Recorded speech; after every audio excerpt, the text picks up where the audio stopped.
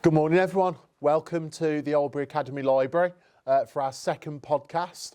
My name is Mr Roberts-Brookes. I'm one of the assistant head teachers, joined today by the wonderful Mr Marshall, who teaches English for us and is also overseeing literacy in our school. I'm going to talk to you for a few minutes about the importance of literacy, the importance of reading.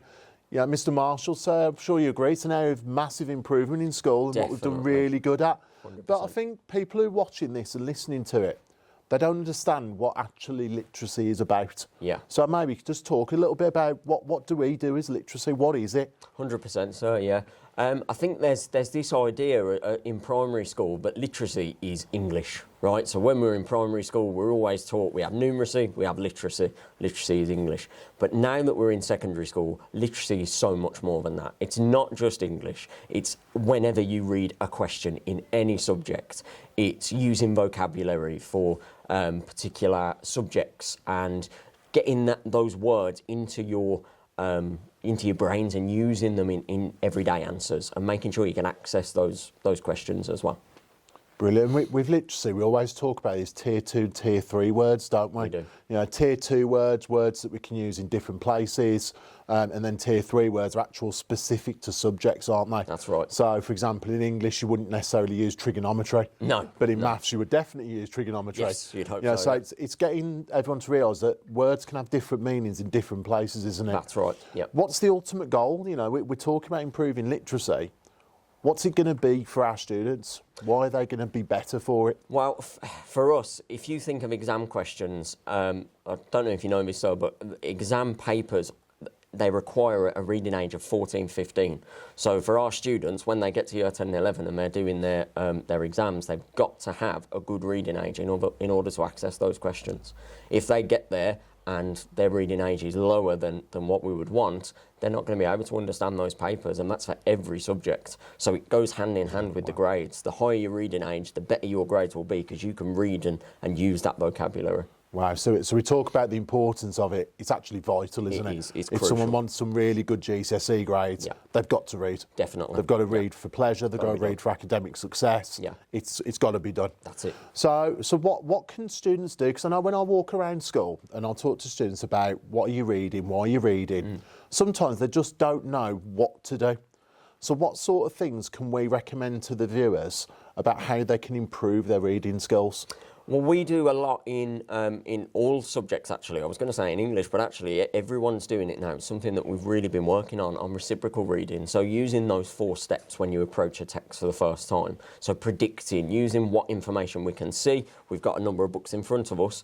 Looking at the front cover, looking at the blurb, what can we predict this is going to be about? For an exam question as well, what can we predict is going to come up based on the words that we can see? Then it's clarifying, looking at the words that are in the text that you're reading. What words are you maybe unfamiliar with? What words do you have to make sure you understand in order to access that question?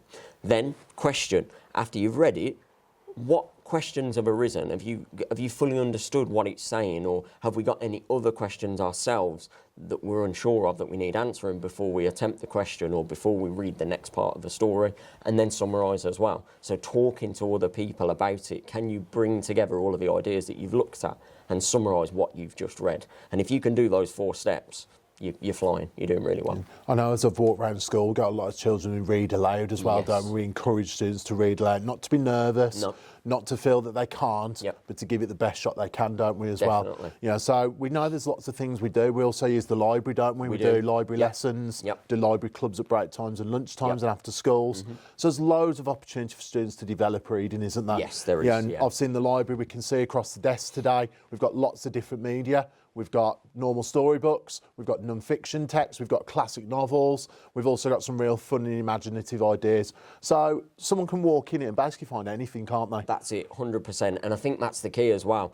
We've got World Book Day coming up tomorrow, which we'll talk a little bit more about in a moment. But it's about reading your way. So it's not just reading the books that you're told to read. It's reading articles if you're interested in certain magazines and topics. It's reading non-fiction texts. It's listening to podcasts or listening to audiobooks and things like that. So any way that you can read someone else's work, you can read other pieces of text, it's great. It's really good practice. Brilliant.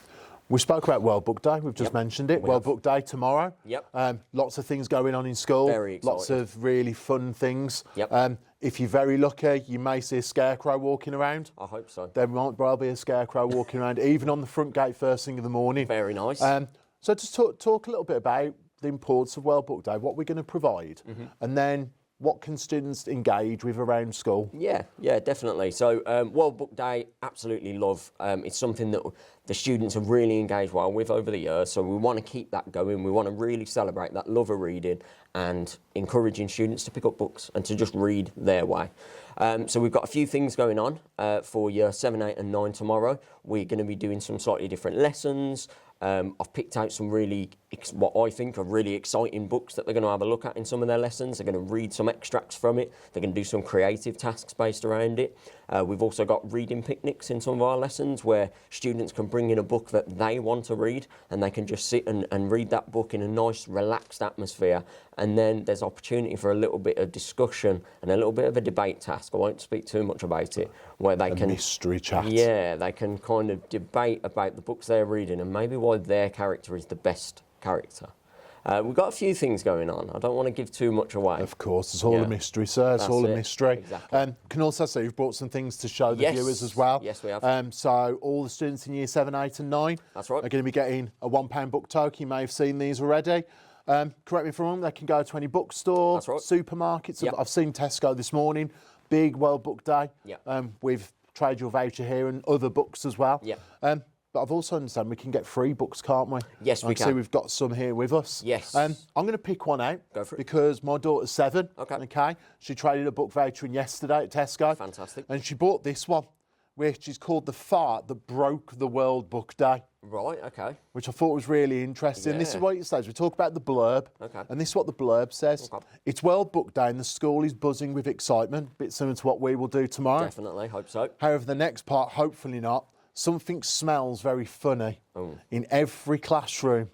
There's a teacher letting go of a long, loud, ground-shaking, ground-breaking fart. Oh dear. I hope we don't have teachers who are breaking wind in the classrooms No. here. When our hero spots a fellow pupil dressed almost too convincingly as an alien. So we're going to have a scarecrow, but apparently there's an alien. There's an alien as well. Right. Hovering by the teacher's bums and discovers what it looks like a spaceship powered by farts behind a hedge. That sounds very, very strange. My daughter didn't stop laughing as we read this book. Excellent. It's absolutely brilliant. So I do strongly recommend The Fart That Broke World Book Day, but we will not be having any of that happening in our school tomorrow. No, thank you, please. No, please, definitely not. So what can we provide for World Book Day from a library perspective? I understand we've got a competition. We have, yes, we've got our Where's Wally competition, which we've done a number of times. So students around the school, there's going to be Wallies hidden. Okay, keep an eye out for those and bring those in. If you find one, bring it to the library and hand it in to Miss Blake, our librarian. Keep an eye out for those. Super, and they're all around the school? All around the Playground, sports hall, gym possibly? Possibly, Okay, so find Wally, get yourself a prize. Yep. Also, we've spoken a lot about what students can do for their reading. We always find sometimes that parents aren't too sure. Yeah, and I know being a parent myself, I've got my daughter who's 7, my son who's 4. They're starting to learn to read. At primary school, they'll always come back with a reading bag, they'll have the book, they'll have their diary, and we encourage that reading. But then when we move to secondary school, it kind of fades away. So what can parents do at home? Because we don't necessarily record what students are reading. What can parents do at home to support that reading? That's a really good question, and I think you're absolutely right there. So it starts in primary and then it sort of falls away a little bit as we get into secondary. I think talking to our students is really important. If parents just check in, what are you reading at the moment? How are you enjoying it? What's going on in that story? Just having that space and also making the space at home, maybe a quiet room where they can just have a little sit down, a little bit of a read. Doesn't need to be anything major. It can be 10 minutes, maybe with breakfast or at the end of a day, just to kind of recenter and have that little wind down, relax time. Just if parents can offer that and just take an interest in what the students are reading, why they're reading it, what their interests are, I think that can be really, really invaluable. Okay, yeah. Brilliant. One last thing that I want us to talk about. We always talk about what books people should read. Yep. I believe you brought a book with you today that have. you really recommend to everyone to try and get hold of. Definitely. I was really thinking about it. What book would I recommend for all of our students before they leave school? And I've gone for, it is quite battered, as you can see, because it is quite, it's a really well-read book. Noughts and Crosses by Mallory Blackman. Have you ever read this? I haven't read it myself, no. It is phenomenal. What's it about? It's, picture Romeo and Juliet, so it's a love story between two different people. You've got the Noughts and you've got the Crosses. They fall in love, Callum and Seffi. One is from quite a poor family, the other is from quite a rich family. And their relationship is not okay. It's really frowned on by the parents. And they're navigating all of these stigmas and these problems between the two groups of people that they come from. And hopefully we see love pulling through. It's just a really good love story, but it's also got some really heavy themes for our kind of Key Stage 4. Yeah. And I think it's definitely one to read before you leave school. It is absolutely fantastic. I couldn't put it down. It's just brilliant. Where can children get that? Can they just come to the library? Yes, we've got a copy in the library. Yeah, we do. And in English as well, we've got copies as well that we can lend out. So yeah, there's many opportunities to get your hands on it. I think we've covered loads about reading. We have. You know, we're showing how much we offer in school. Yep. We're showing what we can offer outside of school. Mm-hmm. But we've emphasised the importance of reading. Yeah. You know, we want our students, when they get in that sports hall at the end of year 11, to be able to read confidently, to be able to write it confidently, and in some cases to be able to speak it confidently. Yes. Yeah. You know, so the message to everybody, parents and children, if you're not reading as much as you should, get onto it as quick as you can. 5 minutes, 10 minutes makes all the difference, doesn't it? Definitely. We're not talking an hour or 2 hours straight. No. Little and often. Yeah, little and often. That is the key. Yeah. Brilliant. Mr Marshall, thank you very much for your time today. Thank you very much, sir. Thank you everyone for listening. Thank you, If you have any questions about reading, literacy within school, please do contact the school through the usual channels. Also keep an eye on our social media pages for tomorrow, when you may see some very weird and wacky costumes and also some really good activities that the students will be working through. Have a wonderful day and have a fantastic week, everyone. Thank you, guys.